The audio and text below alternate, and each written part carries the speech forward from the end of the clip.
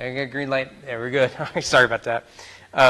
So we want to spend about 3 or 4 weeks on just looking at this passage. But what I'd like to do is look at it as a whole and then look at it a whole from a different angle.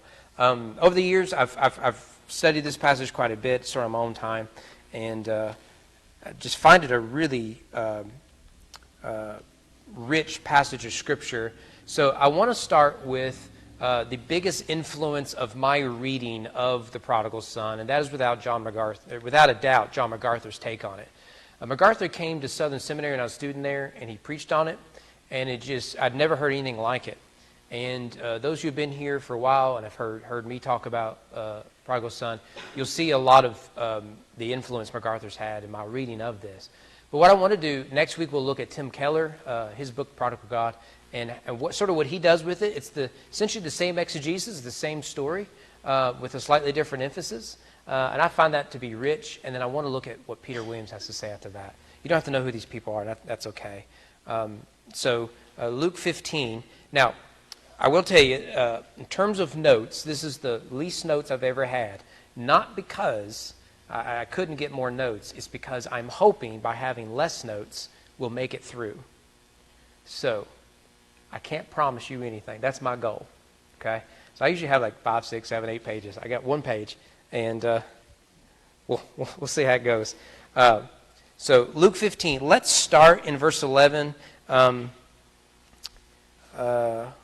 Yeah, we'll go down to verse 16, and then we'll take it as we go. I'm trusting you're familiar with it, and by the end of all this, you'll be really familiar with it. Verse 11, he said, "There was a man who had 2 sons. The younger of them said to his father, 'Father, give me the share of property that is coming to me.' He divided his property between them. Not many days later, the younger son gathered all that he had and took a journey into a far country, and there he squandered his property with reckless living. And when he had spent everything, a severe famine arose in that country, and he began to be in need.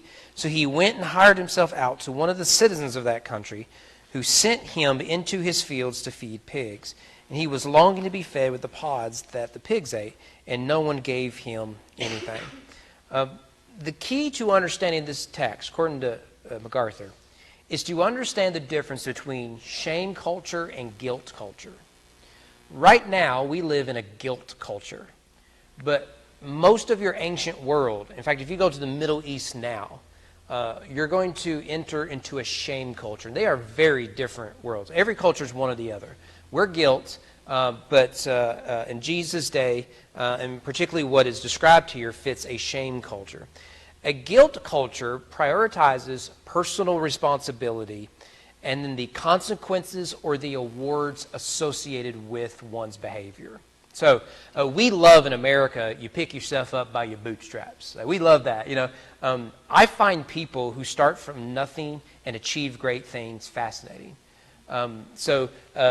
Years ago when the Duck Dynasty was real big, I wanted to read one. They came out with 1,000 books. There was only one I really wanted to read. I ended up reading like 3 of them, but the one I wanted to read was Phil Robertson, the patriarch. How he went from being a redneck who wanted to kill ducks to a multi-millionaire selling duck calls. I just find that story so fascinating. He was a Division I starting quarterback ahead of a future Hall of Fame quarterback. And he saw ducks flying on the practice field, and he said, "I quit." And he went and he fed his family by getting crawfish, and he just hunted. I mean, it's an amazing story, about as redneck as you can get. I find that stuff fascinating. It's a very American way of thinking about things. So we think in terms of right and wrong, just and unjust. That's guilt culture. And so if you do something wrong, you're guilty. Okay? And that's always the threat, is guilt. Shame culture is different. Shame culture prioritizes maintaining honor and avoiding dishonor. That's the most important thing, is honor versus dishonor. And so in a patriarchal shame culture, like the one that Jesus grew up in, the head of the family, the patriarch, his primary responsibility is to protect the honor of his family. At the same time, the primary responsibility of the family is to protect the honor of the father. Now, in every culture, there's mixture here. I'm willing to bet maybe it's your chair, maybe it was your grandfather's chair, but when you went over for Christmas or whatever, Paul or you or whoever had a chair, and no one sat in that chair. My father-in-law has a chair. No one sits in the chair without prior permission. Okay? And sometimes he'll say no. Sometimes he'll say yes. Now, in his older age, he's starting to get soft on us, and he's saying yes a lot more, especially to the grandkids. But I remember in the early days, it was no. That's the man's chair right now. And there is a certain, in families like that when the patriarch speaks, people listen. And they wield a lot of influence and power over the family. And so in shame culture, the father, the patriarch, has a responsibility of protecting the honor of his family, his wife, his children, the land, everything. And then everyone else protects the honor of the patriarch. So the way I carry myself is a reflection of the patriarch. So if I'm dishonorable, if I do dishonorable things, if I'm shameful, I bring shame upon the family, thus upon the patriarch. So the way he leads is a reflection of him. So shame and honor is the big deal. When I went to Africa, they struggle with the concept of sin the way we think of sin because we're a guilt culture.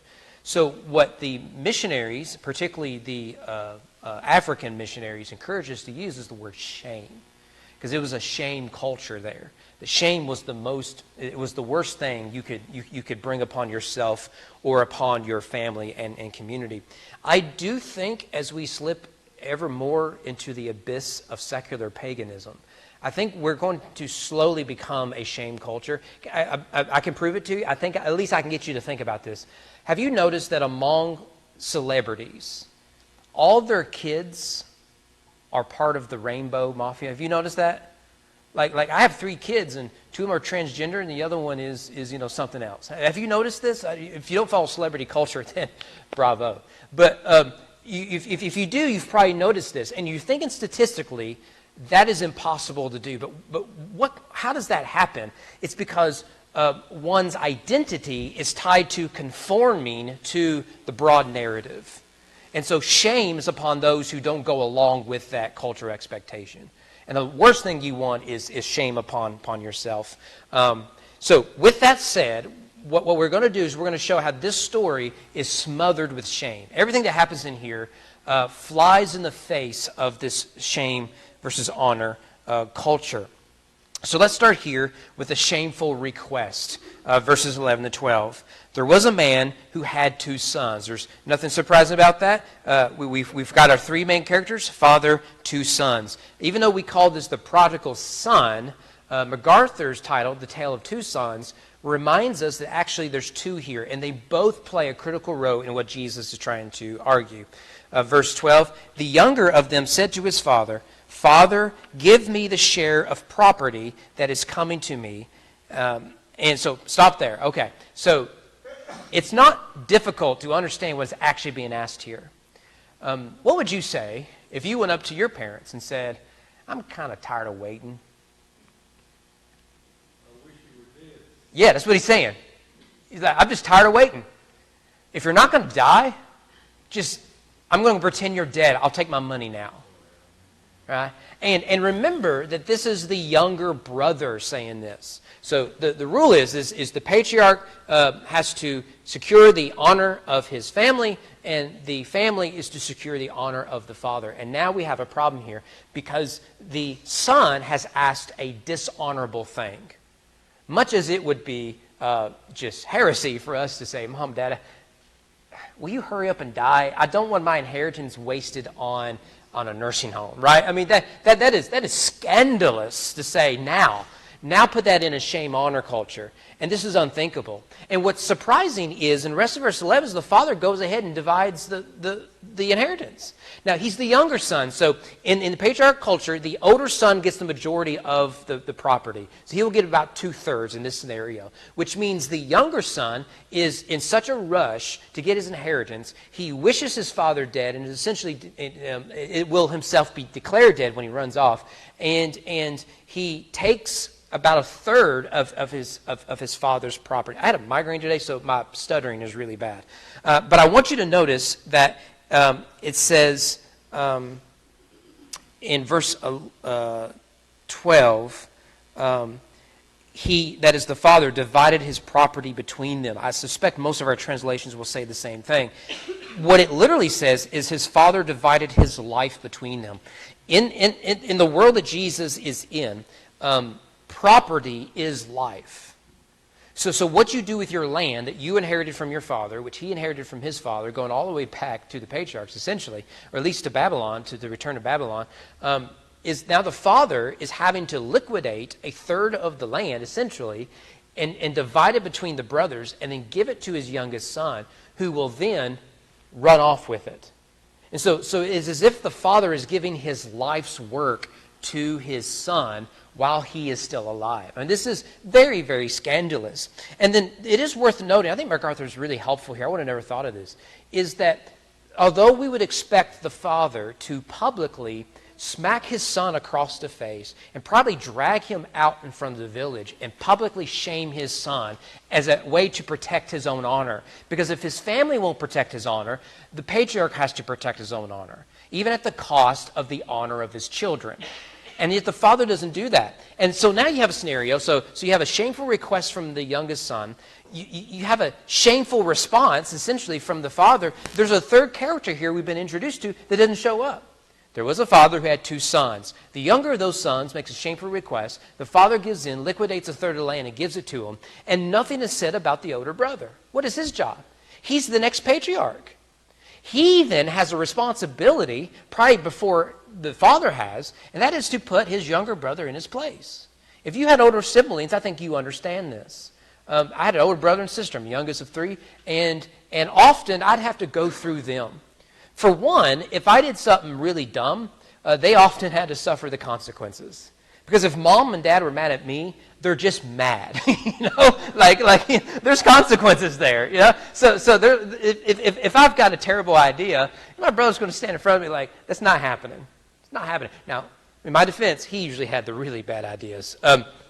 But so we would expect the older brother to step in here in order to protect the honor of the family and of the father. But as we'll see, the older brother is he's just equally shameful. He doesn't love the father or anything like this. So the story begins with, Dad, I wish you were dead. I'm tired of waiting for you to die. Just give it to me now, and I'll just pretend like you're dead, and I'll never see you again. And that he gives it into it is equally shameful. So we have three characters all in shame. You have the younger son with his request, you have the father in giving in to the request, and you have the son in his silence. This leads to a shameful rebellion. This is verses 13 to 16, the rest of what we read. And so you'll notice verse 13, not many days later. The language suggests that he takes the estate that's his and liquidates it at the cheapest price. Right? So he's not waiting for someone to do the paperwork and to get the loan. He'll say, I just want my money and I want it now. I'm in a hurry to get out of here. So he's clearly motivated by, he hates his father, he hates his life with his family, he wants to escape and he wants to do it now. So no time passed. He takes what money he has from a very wealthy father. He has servants, land, everything else. And so the younger son gathered all that he had from the inheritance and everything else, took a journey into a far country. That's a nice way of saying he went to live with the Gentiles. So again, this is a shameful thing to do. This is supposed to be a good Jewish boy who has chosen to live with Gentiles above living with his fellow Jews. Now, we struggle with this as Americans because of the influence of Christianity, we don't view ethnicity and race as something we should be divided over. In fact, we would heap shame upon people who are genuinely racist. So the word racist, before it was overused, was a term of shame. You've said something and said, that's racist. Now we feel shame. That's a good example of modern shame culture coming into America. Now the term has often been so overused, it's just a weapon used for political and powerful reasons. But anyways, but in Jesus' time, people viewed things as there were Jews and there was everyone else. Jews are God's people. The Gentiles are not God's people. And if you want to add more categories, you have Jews, Samaritans, who used to be God's people, but they have forsaken the promises by mixing with the Gentiles. So don't even go to their land. And then you have the Gentiles. You certainly don't want to go into their land. I mean, we just did the book of Judges. What's the story of Judges? It's they became Gentiles. They became like Gentiles. And that's actually what's going to happen to the younger brother, except it's described in a much more graphic way. And so again, the sensitivities of the original hearers is, okay, the crest is bad enough, but what does he do with it? He doesn't take the money to build his own business. Like you and I can probably think, okay, that's probably not the best way to go about things, but maybe if I went to my father and said, is there anything I'm getting upon your death that I could invest now for the good of my family, for the good of your grandchildren? I'm sure my mother and father may sit down with me and say, that's not the original plan, but let's think through this. And we could probably come up with something. Maybe if I present them a plan and they see that I'm serious, maybe we could come up with something. But that's not what the younger brother does. He simply liquidates the assets, he gathers everything he has, and he wants to go live with the Gentiles. And you see there in the rest of verse 13, he squanders, he's wasteful, he's prodigal, is where the term prodigal comes from, his property in reckless living. So it is clearly, this is the language of debauchery and depravity. And to the surprise of no one who's ever heard of Dave Ramsey, he ran out of money. He ran out of money. I mean, so he's not just an immoral son, he's a foolish son. And this is the ultimate shame, right? It's one thing that he does something dumb. He's the youngest. That's what young men do. They are dumb and ignorant. But he's just foolish. It is amazing, isn't it? Just as a side note, how many people, if you were to give many people in our country $10 billion, it'll be gone by the weekend. Like the problem with poverty is not always the lack of access to wealth. It's not knowing what to do with the access you have now. And what you have here is a young man who's come into wealth all of a sudden. He's hit the proverbial lottery. He just got drafted in the first round of the NFL. And now he's going to spend it on everything. Have anyone ever seen the 30 for 30 documentary called Broke? It asks the question, why do so many professional athletes go broke shortly after retiring? It's a fascinating thing. And basically, they come into all this money, have never been around money, and they spend it all.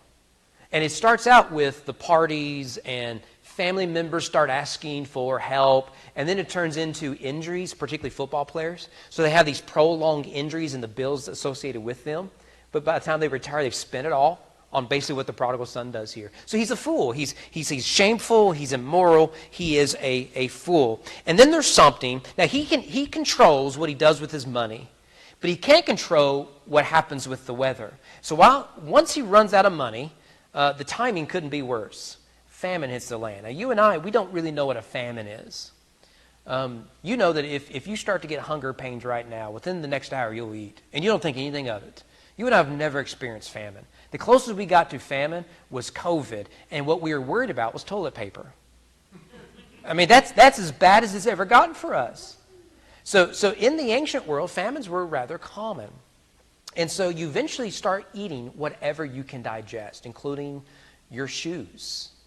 If you read the Old Testament, it gets really, really hard to read some of the things that they do. They start to murder each other, so there's less mouths to feed.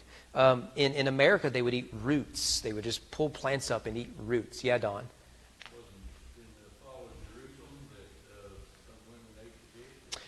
Yeah, so there's a story in the Old Testament where two women agree that they will cannibalize their kids. I don't know how else to put this.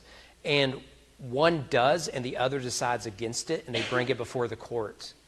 It's an awful thing, because it's not just famines. If your city is laid siege, it's a famine, that's man-caused. And actually, if you ever go to Jericho, this is free. We're not going to make it through this. I'm sorry. If you go to Jericho, the archaeological site, what's interesting is the city is destroyed, but there's still enough grain in the jars, which suggests that it wasn't a siege, that an army came and knocked those walls down. Now, I can tell you a really good story about Jericho. Would you like to hear it? That explains that. And that is, 7 days? So we actually have the jars full of seeds. They were ready for a long siege, but it wasn't a long one. That's just a fascinating little factoid for you. So now he has a famine. That is a problem. He has no resources. He has spent all of his money on reckless living. And so what is he going to do? He's got to eat. So this is the first time he's had to make a real decision in his life, and he is at risk of dying. His decisions is leading to his death. So what does he do? He went and hired himself out to one of the citizens of that country, a Gentile. So now you have a Jew working for a Gentile. That's bad enough. In fact, the language is that he's like holding on to his ankles. He has attached himself to it. I will not let go until you give me a job, in hopes of money. Now remember, this guy grew up with a wealthy father who had hired servants, which are the lowest of the economic low. In our terms, it would be like immigrants, low-skilled immigrants who you pay daily.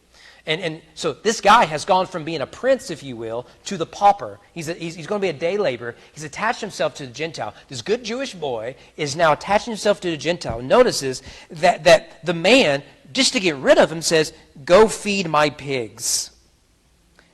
Now that is where the real shame is. Because now we've get into the world of clean and unclean. So what you find in the Gentile land are unclean people. And they are hurting unclean animals.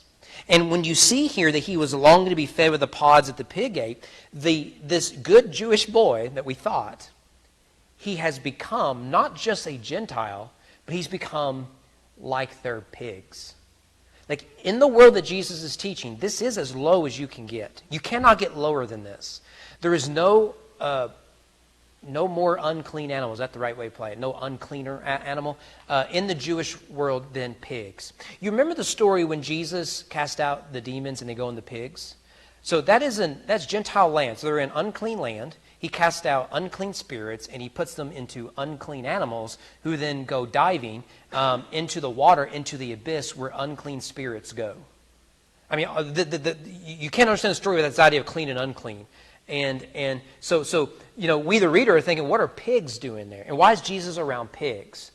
It's low enough to herd sheep. At least sheep are clean animals. To herd pigs is the worst of the worst. And he can't eat. So it means, worse than that he is worse off than the pigs he's supposed to feed because they're eating.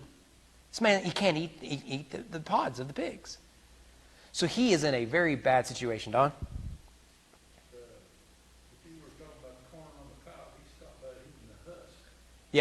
Yeah. And pigs will eat anything. They are pretty filthy. So this is as low as you can get. And this leads to a shameful repentance. This really goes against everything that the first readers, particularly the Pharisees, would have. So verse 17. When he came to himself, he said, "How many of my father's hired servants have more than enough bread, but I perish here with hunger? I will arise, go to my father, and I will say to him, Father, I have sinned against heaven and before you.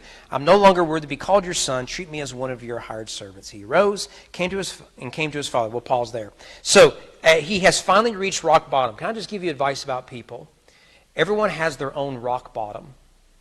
For some, that's lower than others. No one's rock bottom is rational. But we all have to hit a rock bottom before we make a change. Some people will not hit that rock bottom until they're in the grave. That's the sad part.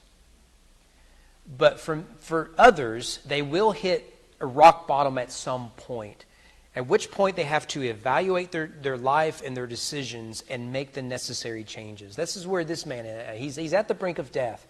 He's as low as you can get from a Jewish perspective. And he comes to himself. What does that say about what he was doing before? He was a fool. Now he's wising up. So he comes to himself and he starts to think, my dad's lowest servants have full bellies. Now think about what he is saying about his father. He is saying, my father saw to it that even in times of famine, his servants are well fed. That's better than this Gentile that I've attached myself to. So I've got to decide, do I want to die here feeding pigs, or do I want to risk being rejected by a man I know who everyone who works for him is fed? And so he's got to decide, will he take the shame upon himself necessary to go home? Now that's a tough decision to make. When you think you've burned all your bridges and you go back hoping there's a little bit of it left, because now you've got to put your tail between your legs and you've got to go back. This is a hard decision, but he's got to hit rock bottom in order to make it. Now, his speech is important. Notice he says, Father, note the language, we'll come back to that with the second brother, I have sinned against heaven and before you. Notice he takes ownership. He doesn't blame anyone else. I am guilty and accountable for my actions. And you notice he admits that he has sinned against heaven. This is very Davidic. Where following the Bathsheba account, he says that I have sinned against God and only against you. So he understands the vertical nature of sin and its horizontal consequences. I've sinned against heaven and I've sinned against you. I am no longer worthy to be called your son. Make me as one of your slaves. So he is going to surrender the rights and access of a son. Now, it would have been expected that if the son did return, which the family would have already thrown a funeral, he would have been considered dead. Because of the dishonor and the shame he's brought upon the family, it would be the only right thing to do to the son. He was dead to me. In fact, the father will hint at this at the end upon his return. But the son would expect in this culture that if he has any hope of being restored, even as a hired servant, he has to pay everything back, down to the last penny, probably with interest. And he also understands that having liquidated such a large amount of property, the chances of him paying it back at the salary he will make as a hired servant will mean he'll spend every minute of his life paying a debt he'll never pay back. So, yes, he is charged as an act of honor to pay back what he has stolen and taken from the family. He also knows that he will never get out of that bondage. He is choosing for himself a life of slavery instead of a life of starvation. So he agrees, okay, I'm going to do this, and he starts to walk. But notice halfway through verse 20, so he rises to go to his father, but while he was still a long way off, his father saw him, felt compassion, ran and embraced him and kissed him. Notice the ands in the Bible. When you see ands, it's for action. So it's with verbs. So it's his father saw, was compassionate, ran, embraced, kissed. Boom, boom, boom, boom, boom. The minute he saw his son out in the distance, he took off running. Now, you and I, this isn't not too bizarre. Like, I'm the athlete of my wife and I. She was the color guard. You know, she's the farmer's daughter. So I played all the sports. I love running, as you know. I love it. I like playing sports. So for me to take off running right now is not that big of a deal. In the ancient world, men did not do this. Women did not do this. For one, we wear different type of clothes. So in order for me to run, even though I'm wearing dress breeches, you're welcome, I can make it work. But the ancient world, they wore robes. And the only way to run in these robes is to, the old King James phrase of gird your loins. Doing so brings shame upon you because you expose your legs. But in the way that you gird your loins, and I love that phrase, is you actually risk of exposing more than your legs. So men and women didn't do this. The body, particularly once you're married, is reserved for your spouse. So you don't do this. Furthermore, noblemen don't run. Right? You come to him. He doesn't go to you. He certainly isn't going to sprint towards you. So here you have a shameful son wanting to return, and the expectation would be he would come into the village, and upon his arrival, no doubt smelling like pig and Gentiles, they would heap shame upon him. Who do you think you are? Why did you come back? You should have stayed away. We've already buried you. You're a nobody. He'll never take you back. You should have stayed among the Gentiles. You stink of pig. You just would have gotten shame upon shame upon shame. And then when he arrived at his father's doorstep, a door would have been locked. He would have expected to sleep there for days. At the small chance his father will come out or let him in the house. This would have been the typical expectation. And so what you have then, the way I like to think of it, is the father lives at the end of the street, and everyone else lives here, and the son is over here, and he sees him at a distance. And we would expect the son to come to the father. But in this account, the father runs to the son. And as a result, what happens is the father takes upon himself the shame that was being reserved by neighbors upon the son. You are a shameful father. You've brought shame upon this family. You're a dishonorable man. Your family, just on and on as he runs. But he runs. This is shocking. And not only that, but he sees, he sprints, and what does it say? He embraces him.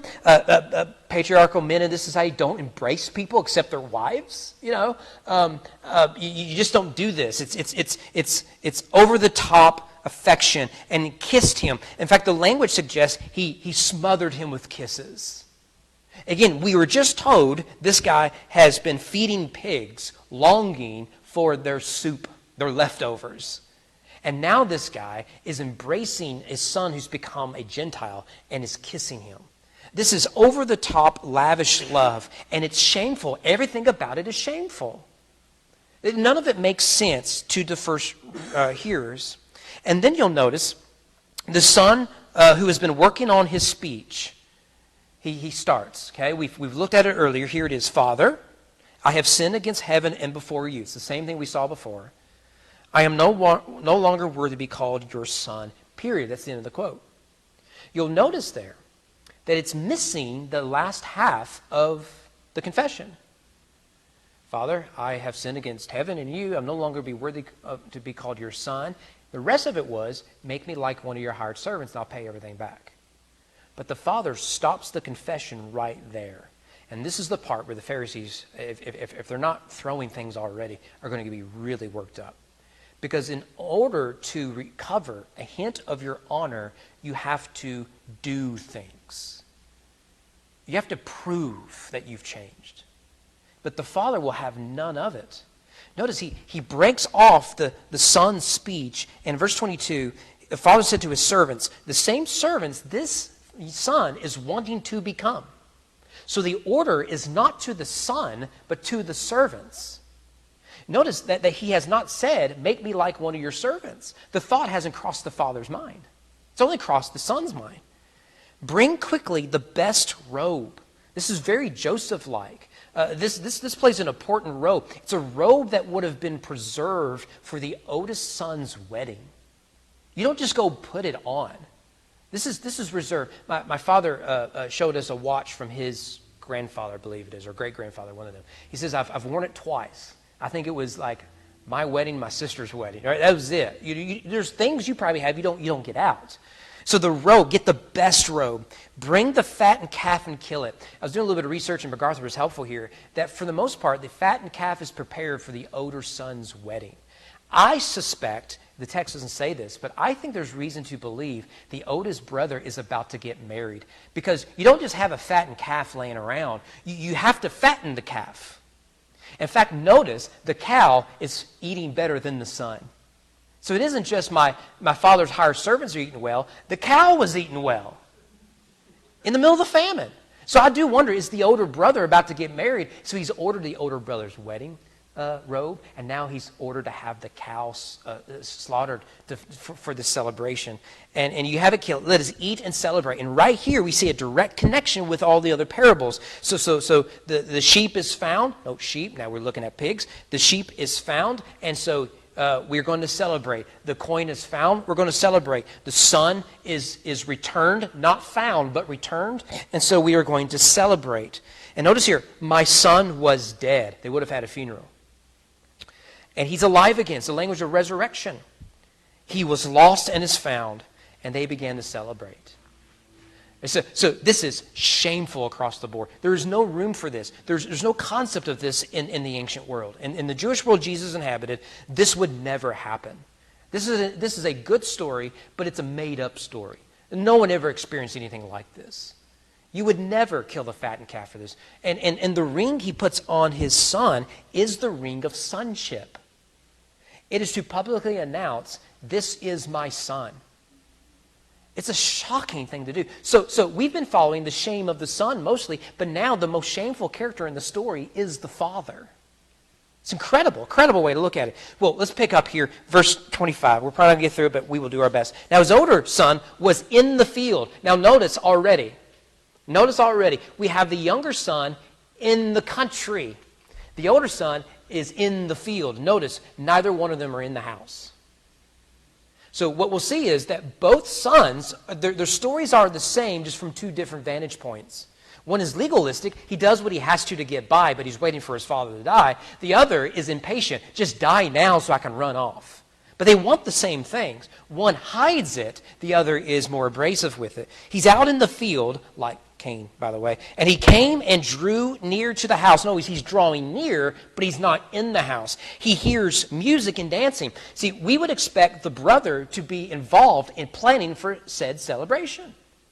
We would expect mom and sisters and brothers. This would be a big deal. But the brother is out there. He's unaware there's a celebration. He's so far away from his father. He's at the end of the property. He doesn't want to have anything to do with dad. Now, he doesn't go to the Gentile country. Therefore, he's a good little boy. You see, he's playing the part, but he's still outside of the father's love. And so he hears this, and he called one of the servants and asked what these things. Notice, he does not go to the father at this point. He goes to the servants who he now believes at best his brother should become. In fact, would view this servant as above his own brother because of what his brother has done. What do these things mean? He said, your brother has come. Your father has killed the fattened calf because he has received him back safe and sound. If my theory is true that the brother's about to get married, he killed the fattened calf. Mine? He's wearing my robe? He's wearing my ring? What are you saying? Right? Like this doesn't compute. Why would dad do this? This is the sort of thing he does all the time. But you notice, verse 28, now the father is still not speaking to the son. The son's not speaking to the father. He was angry and refused to go in. So now we are supposed to see the parallels between these. Both of these brothers hate their father, but their expression of hate is different. One does, their hatred is disguised by eye service. The other is just more blatant with it. So what does his father do? The same thing with the older brother that, this is, by the way, shameful restoration. Forgive me. So the father does for the older brother what he did with the younger brother. Now remember that the son has asked for the servants to come, not his father to come. He doesn't want anything to do with his father. So just as the father went out to the younger son, now we see that the father goes out to the older son. So the end of verse 28, his father came out and entreated him, begged him, pleaded with him. But he answered his father, look, despite what Jesus did, I was raised in a very strict family not to refer to my mother as woman. Anyone else? Anyone else, right? When I was a youth pastor, what was the term? I didn't say wife, or, some of us, but the pastor, like from the pulpit, condemned all men from using, I don't think it was woman, I think it was like wife, or there was some term we had used. What was it? That may have been one. Now, I affectionately refer to my mother-in-law as the old battle axe, but that is true. She calls me boy, she can be the old battle axe, or the old war hog sometimes if I'm feeling particularly generous. But there was a term like that from the pulpit, condemned it. I'm like, Jesus called his mother a woman? No, But my father would have laid into us if we called his wife, our mother, woman, okay? Now, you remember the prodigal always addressed his father as father. Even when he said, Father, will you just die already? Now, the request is shameful, but the address, he maintains respect. Now, it's disrespectful, so it's not authentic. But at least he still has the title. What does the older brother do? Look here. Now, would any of us get away with that with our parents, particularly our father? No. It's rare I've had to correct my kids about how they talk about their mother. But I will address that, how they talk about their mother. You're certainly not going to talk to me like that, right? I mean, this is the way we grow up. I've never understood why we tolerate children speaking to adults the way they often speak to adults. I've told this story before. The little boy, when I was coaching YMCA, he just would run his mouth. And I eventually said, do you think it's possible I know more about soccer than you? Yeah, then you need to act like it. Stop talking. Stop complaining and just do what I tell you. You'll be a better player, right? I don't have much time for that sort of nonsense. And that's exactly what the older brother, remember, he has a responsibility as the next patriarch of the family to defend the honor of the family. It begins by defending the honor of the patriarch. So how you treat him and honoring your father and mother is how you're going to ask the next generations to treat you as the next patriarch. Look, he says, these many years I've served you. Notice it's about what I have done for you. I deserve more. I never disobeyed your command. You never gave me a young goat that I might celebrate with my friends. He has as entitled. Notice what he's asking. I want my inheritance from you, but I never asked for it. I want a young goat. I want to party with my friends. He wants to do everything the younger brother did. He just stayed quiet about it. And by going through the motions of sonship, he thought he was better than his father and entitled to more than his father. He's waiting till he dies so that he can go get what he wants. It's the same story, but the way they get there are two different ways. But then notice here, verse 30, when this son of yours came, speaking of his brother. Now, it's bad enough to speak to your mother and father in a certain way that we sort of teased about. But I couldn't get away with talking about my brother and sister like that. Oh, yeah, that kid of yours. That ain't going to fly either. It didn't matter how angry I was at my brother and sister. They were my brother and sister. I will address them as sis, or Craig, or brother, or sister, or whatever it is. Right? It's the same. That son of yours, he's not my brother. Why? He's dead to me. He's a Gentile. He belongs over there. The son of yours came, who has devoured your property with prostitutes. Now, a lot of people like to debate about this. What does he know? Is he making accusations? Is he making assumptions? Or is Jesus, through this character, filling in the backstory? I don't know. But it's interesting is how quick he is to accuse his brother of information we are not privy to. Yeah, Don. Yeah, it's the assumption. What else are you going to do in the Gentile country? I'll tell you what. If I take a trip, my wife and I, we go to Vegas. And I say nothing else. You're going to ask, what are you doing in Vegas? Yeah. The SBC met in Salt Lake City one time. And they've gone to some of these cities. And, they've been in Nolans, they've been all over the place. So, we associate certain cities with certain behavior and lifestyles. So if I just came out and said, I just spent a week at Vegas, man. Greatest time of my life. You're going to say, details written down. Now I need proof. Right? I want receipts. I want to see text messages. I want to see every photo you took, including the ones you deleted. Don't lie to me. You're going to want details. So I do imagine that he's saying, well, what else? What else do you think he did with his money? He came back broke. He didn't invest it. He didn't work. Look, he's feeding pigs. How else do you lose your money? Well, I can imagine one prominent thing a young man would do out with the Gentiles. He spent it on harlots. So maybe he's making assumptions, and they could be accurate assumptions. I think some of that is implied with the reckless living. And so this boy of yours, this kid, he comes back after all that he's done, brought shame upon this family. You killed a fatted calf for him? We can almost make that a question mark, right? You ever seen in writing you can put an exclamation point and a question mark together?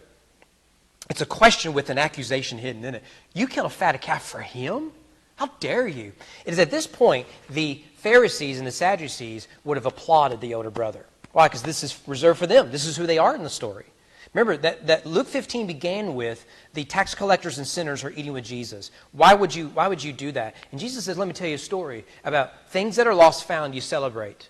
And then he tells about the prodigal, and the tax collectors and sinners are the prodigal. They've gone off to a journey. They've sinned, and they've come to their senses. They've come back. It's time to celebrate. That the love of God is lavished upon them, which leads to the joy of heaven over the salvation of sinners.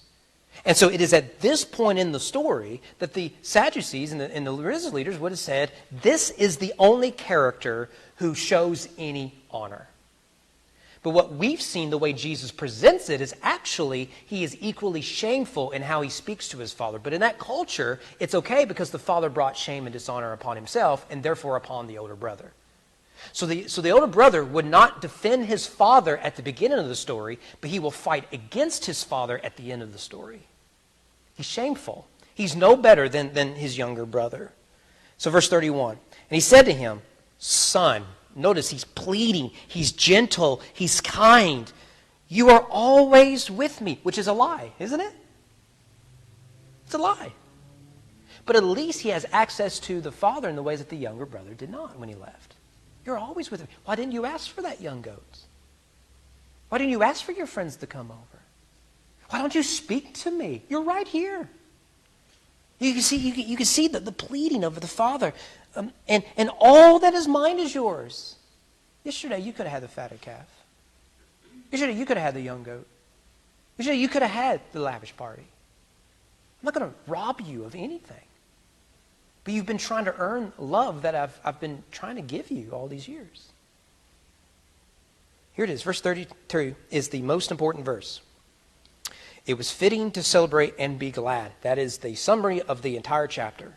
Is fitting to celebrate and be glad. And by the way, that's a verse worth memorizing just for your life verse. Right? Celebrate and be glad. You're a Christian. It is not, let us eat, drink, and be merry, for tomorrow we die. It's let us eat, drink, and be merry, because yesterday we were dead. For this brother, your brother, was dead and is alive. He was lost and found. That is exactly what the servant said in verse 24. For my son was dead and is alive. He was lost and is found, and began to celebrate. So the message hasn't changed. So what is he inviting the older brother to do? He's inviting him to come in and to join in the celebration. But first, he has to come in. Now, I want you to notice something. This is the end of the story. Because of our familiarity, you think it's a fitting ending. It's a terrible ending. How many questions you got? What happened? What happened? Did he come in? Did he get a robe? Did he get a ring? Did the brothers embrace? Don't you want to know how it ends? It is good writing, it is good storytelling to leave the people wanting more. And what's really good, we'll get to this when we get to Peter Williams' take on Prodigal Son, is that Jesus is such a good storyteller that he answers the question in the text. But you have to go back and read it over and over again in order to see it. And this is where MacArthur is brilliant, and I steal this directly from him, and I always have since he came to Southern and then published A Tale of Two Sons. I can tell you how it ends. It's very evident in the story. In fact, before we get there, if you ever want to, you can take it. It's better to see it in the Greek. You can take the prodigal son story and divide it into 3 sections. And it's designed to be divided in 3 sections. Most story arcs are 3 parts. Okay, so you go home, watch a movie, there's going to be 3 parts to it. This is a general rule for storytelling. There are, you could do 5 parts. It's a lot more complicated and difficult to do that. Most follow 3. Watch you a action film, 3 parts, and you can predict the 3 acts. You watch you a love story, 3 acts. It's predictable when you go from one act to another. This has been universal throughout history. But what's interesting about this is that they all are equal in length. And so you get Act 1, so it is the prodigal running off. Act 2 is the prodigal returning. Act 3 is the older brother refusing to come in. But if you compare those 3 acts, you'll notice that when you count the stanzas, I think it's 8 stanzas per act, the 3rd act is missing a stanza. It's 7 stanzas. I think it's 8. Don't quote me on that. It's missing a stanza. And so it's written in such a way as to be an incomplete story. So scholars have come to this and seen this, and they thought, well, have we just lost the end of the story? Maybe Luke wrote it, but it got lost in translation. If we ever find the autograph, the original copy of Luke, maybe it'll be there. Or maybe Luke forgot to record it. He got distracted. The kid spilt milk in the kitchen, and he forgot what he was doing, and he came back later and just forgot to finish the story. I think it's on purpose. Because the story is written not in the parable, but in the rest of Luke. He's inviting us to follow the story. You know what happens in the end, don't you? Go back to the very beginning. Remember, the parables fit the broader narrative. We've already talked about this. Verse 1 and 2. Now the tax collectors and sinners were all drawing near to hear him. And the Pharisees and the scribes grumbled, saying, this man. Now, does anything sound familiar? This man, not Jesus, not the carpenter's kid, not rabbi. This man, that dude over there, we don't like him. We would not show him the respect because he's brought dishonor upon himself and upon our land. Do not associate with people like this. They're like Gentiles. They're like that prodigal. You don't associate with them. So you'll notice Jesus is in the house with tax collectors and sinners, but the Pharisees are outside of the house. They've been out in the field, unwilling to celebrate with Jesus and repentant sinners. This man receives sinners and eats with him. He acts like a father who would embrace and lavish love and kisses upon a prodigal son who looks, smells, and acts like a Gentile. And so Jesus tells a story. Let you know, I got to celebrate like a shepherd who finds a sheep. I got to celebrate like a woman who finds a coin. 1% loss, 10% loss. I got to celebrate like a father who lost a son, 50% loss. What we discover is at the end of the story, he has still lost a son. And this older son clearly represents the Pharisees and Sadducees on the outside saying, this son of yours, looking in. So how does it end? Here's MacArthur. I'm stealing it straight from him. I think it's brilliant. And if you've heard me do this before, I'll do this. Here's how it ends. The father says, it was fitting to celebrate and be glad, for this your brother was dead and is alive. He was lost and is found. The older son stooped down, grabbed a block of wood, and began to beat the father's head in until he died. That's the end of the story. Now, where's that in the text? Skip over a few chapters. Let's say chapter 22, verse 1. Now the feast of unleavened bread drew near, which is called the Passover, and the chief priests and the scribes were seeking how to put him to death, for they feared the people. They feared the people. They were seeking to put him to death. Who is involved in the conspiracy to kill Christ? It's the Pharisees, the older brother. The story ends with the execution of the one who associates and receives sinners. But he leaves it blank because he is still pleading for the hypocrites to come home. That's the beauty of the story. Everyone you meet, every sinner you meet, you and I, everyone you meet is in one of these two categories. We're the prodigal who's gone off to a far country, and our wickedness is evident to everyone with a Facebook page. Or we are the hypocrite, the legalistic hypocrite, who is on the outskirts of the field, as far away from the Father as we can get. But the Father begs both to come home and will lavish love and celebrate upon all those who do. That's the good news of the gospel. But it's the older brother who crucified the Savior, not the younger. That's the point of the story. Isn't that good? That's so good. Okay, we miss anything, Don? When you got to the point you're talking about the decision that the prodigal made, how difficult it is to come home and face the family, Mm-hmm. I think that's what happens to 30-year-old men, and they commit suicide when they come home. Yeah. That's why when you hit rock bottom, you've got to decide where you're going to turn around at. And where's that path going to take you? Can't face the family or face the friend. They usually go out on fentanyl or bullets or hanging or Yeah. life away, Yeah. suicidal wrecks.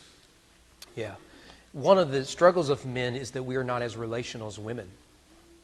And so often we feel alone because we have to carry the burdens of life alone. It's a challenge with men. I want to mention just one verse. I forgot to put it up there. Hebrews 12, 1 and 2. Therefore, since we are surrounded by so great a cloud of witnesses, let us also lay aside every weight and sin which clings so closely to us. It sounds like the prodigal. But it's not just the prodigal, it's the older son as well. Let us run with endurance the race set before us. Here it is, looking to Jesus, the founder and perfecter of our faith, who for the joy that was set before him endured the cross, despising its shame. So Christ takes the shame upon himself on our behalf. He takes the guilt upon himself on our behalf. That's the good news of the gospel. All right, anything else? And we kind of got out. We got it through. Lord willing, we'll look at Tim Keller next week, his book, Prodigal God. It's a helpful little book. It's not real big. So, man, what a rich passage. How about we close out in prayer? We'll be dismissed.